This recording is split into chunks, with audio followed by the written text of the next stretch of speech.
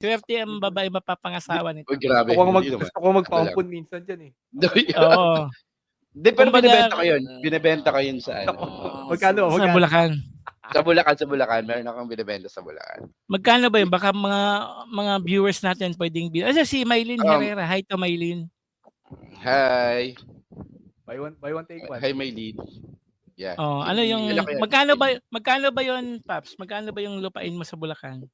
Grabe naman lupain. Ano lang yun? I-lot lang yun sa isang subdivision. Pero nag-change plan ako. Parang kasi meron akong ibang plan.